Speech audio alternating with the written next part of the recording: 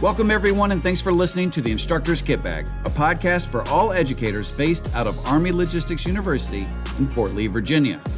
I am your host, Nate Ball, and in this episode, I have two fellow educators so that we can better discuss the importance of concrete experiences in the classroom and how vital it is to have a solid publish and process phase afterwards. So let's get started.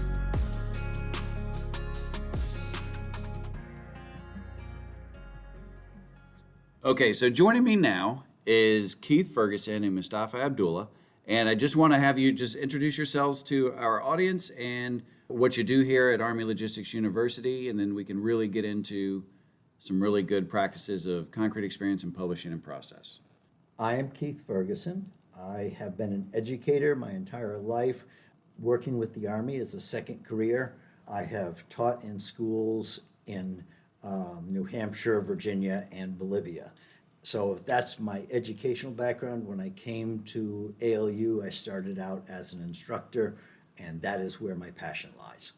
I am the program manager for the Faculty Development Recognition Program and ALU's own program, Instructor of the Year, Educator of the Year. And I do lunch and learns as my way of still being able to teach. Hello, everyone. I'm Mustafa Abdullah. I'm retired Army. I did 23 years successful service. I was a senior instructor at the basic level and the senior level at the Non-Commissioned Officers Academy here on Fort Lee, Virginia. I've obtained a master's degree in business management. After I retired, I became a contractor here on Fort Lee, where I worked for 10 years as an instructor. My current position now, I'm a training specialist working with DAO faculty and staff.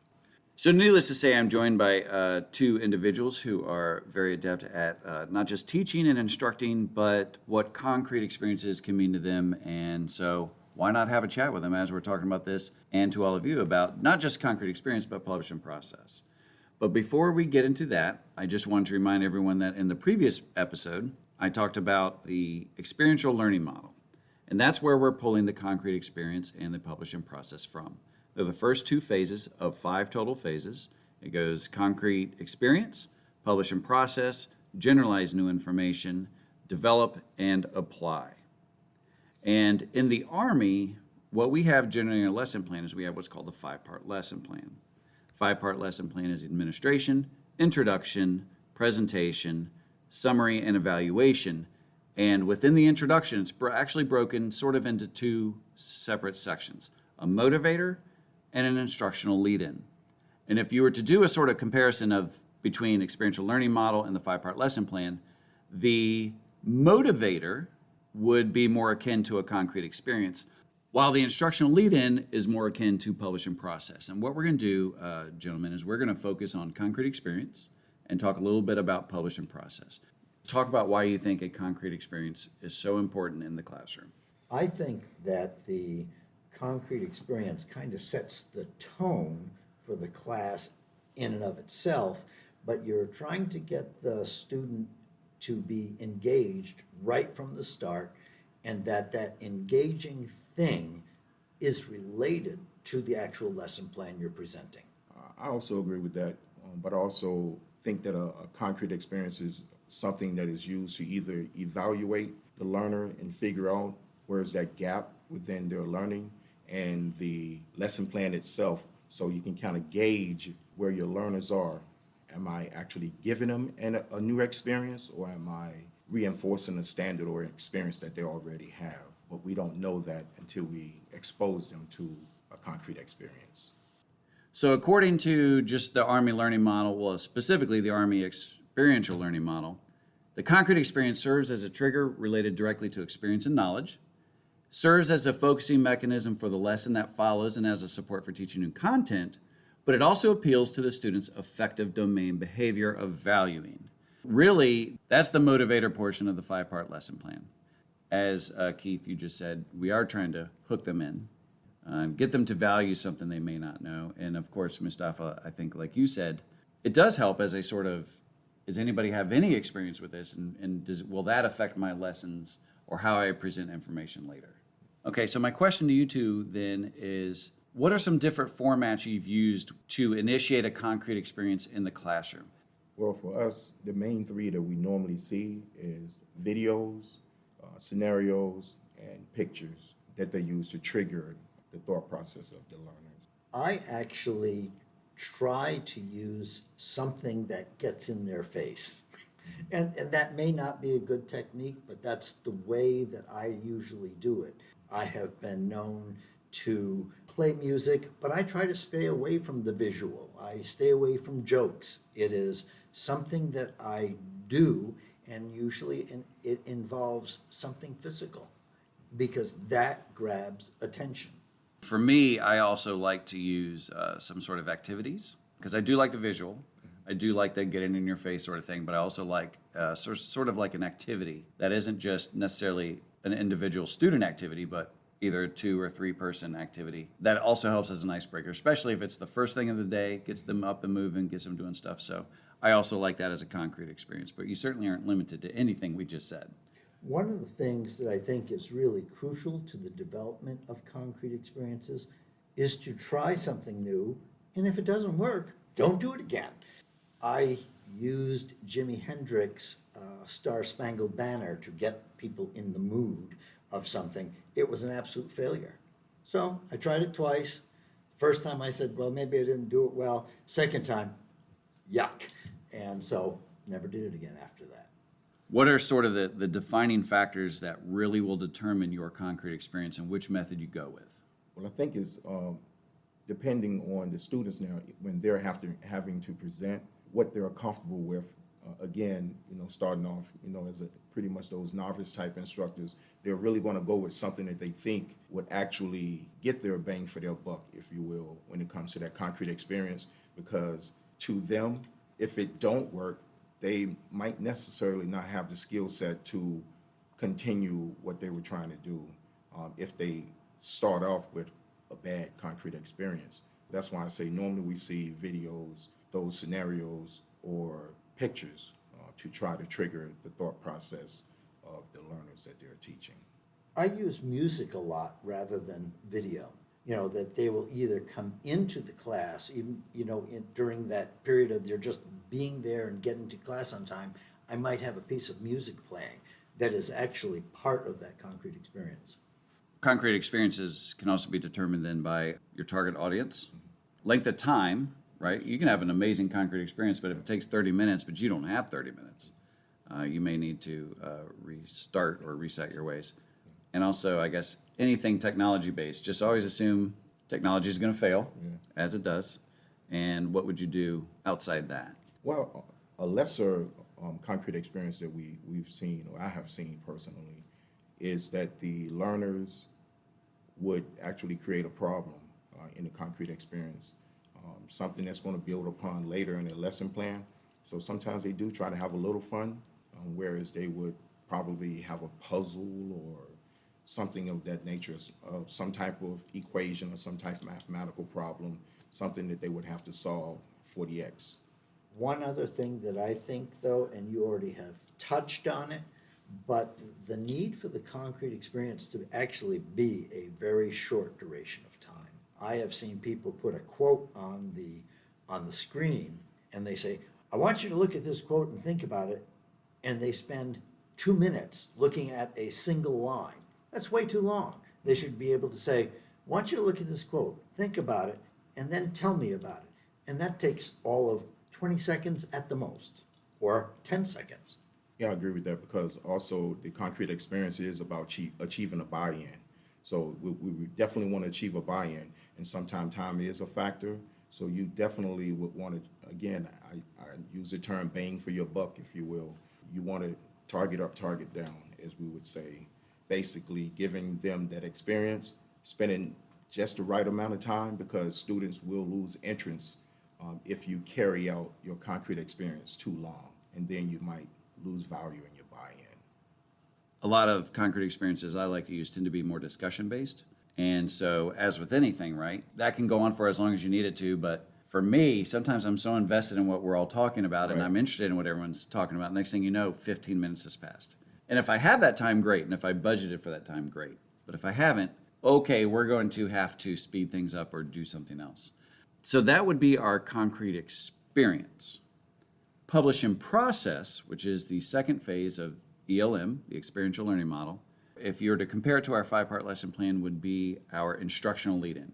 For me, I view the instructional lead-in as bridging the motivator to what we'll be learning in class.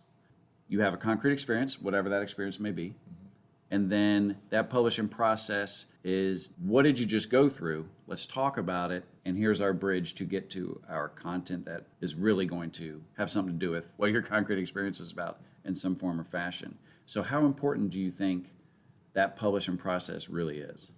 It's crucial because then you're able to decide, did I get the buy-in I need? And you can tell if you did or not. Like I said, I've done things that have failed miserably. But the point is get them into responding about what they saw or what they heard and how do they feel about it. Yeah, I agree with that also. The publishing process, and again, just allowing your targeted audience to go through the experience and being neutral with what they're actually seeing, what they're actually experiencing when they publish it. Sometimes we don't want to guide the learner into the direction in which we want. We want the real experience that they're having so that we can gauge how far we need to go into our lesson or how close our audience is in line with our content that we're going to cover. So we have to kind of be neutral, I would say. I always ask my students to be neutral in the publishing processing, allow them to reflect and publish exactly what it is that they're being exposed to. All right, so just like last episode, I sort of gave some examples of what ELM would look like as a whole, sort of in a classroom, a very rudimentary basic lesson plan in an ELM format. But what I'd like to do is I'd like to have us brainstorm for the audience, because I have found a lot of times when you're looking for examples of things, they just sort of talk about examples when you look at it online, but they don't have what it looks like in the classroom kind of thing. Mm-hmm. So what I'd like to do is I'm going to give you a lesson plan, and y'all have just barely looked at it. We're going to start brainstorming some concrete experiences for this. So what I did is I went to the Virginia Standards of Learning site, and I pulled a mathematics instruction plan for grade 8. The SOL is 8.10. The student will solve area and perimeter problems, including practical problems involving composite plane figures.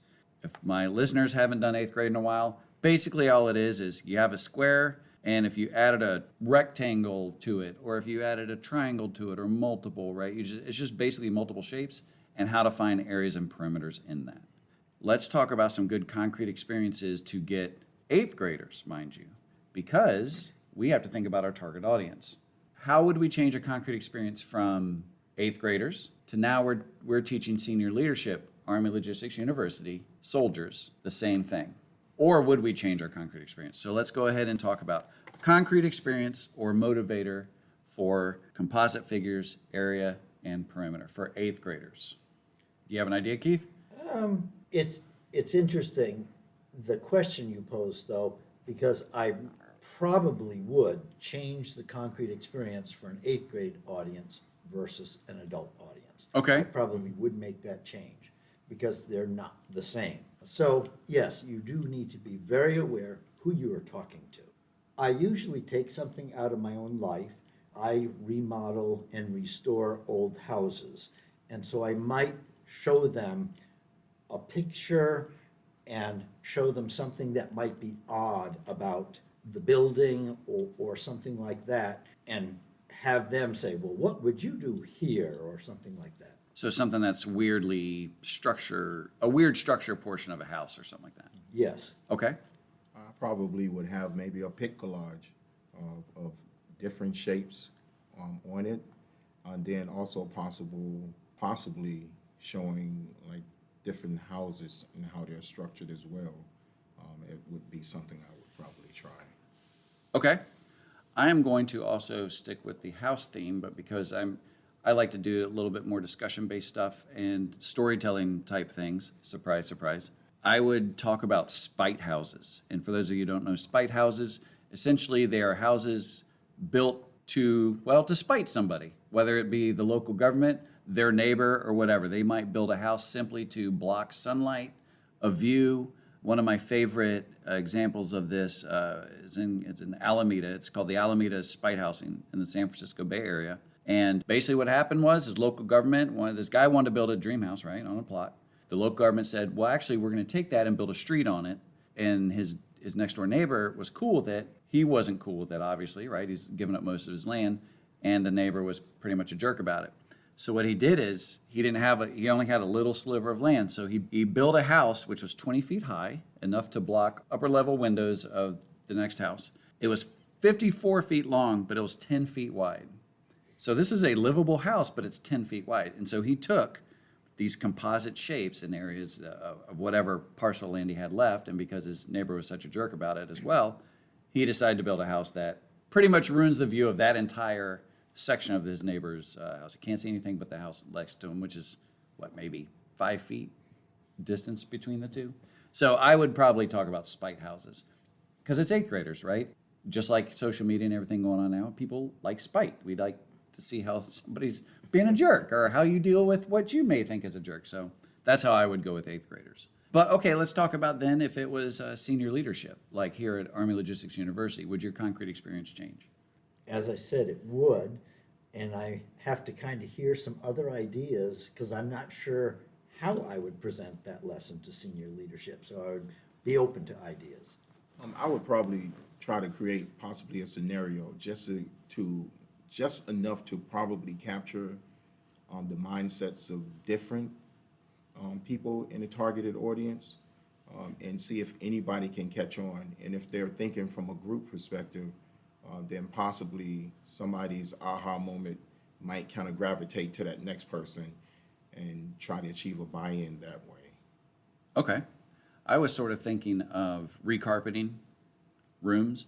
With senior leadership, most of them, I'm sure, because they're older, have probably dealt with either recarpeting or flooring or anything like that. And a lot of times there's just weirdly shaped rooms, or you have to figure out what you got to buy, because if you break up the one room that's sort of shaped like an L, you would have to buy the flooring for basically a rectangle and then a square, and what that would look like and how you would plan that out. So I might do something more real world with them, Okay. simply because they've probably also done it. That's my thought. For us, where we work now at Army Logistics University, this is just popped into my head. We've got a military audience, and so I would maybe try to make it some kind of military example where I might say, here is a battle space that you occupy.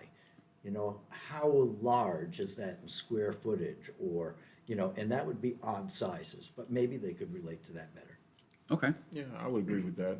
Possibly staging or a particular area that they would go to and set up based on site selection.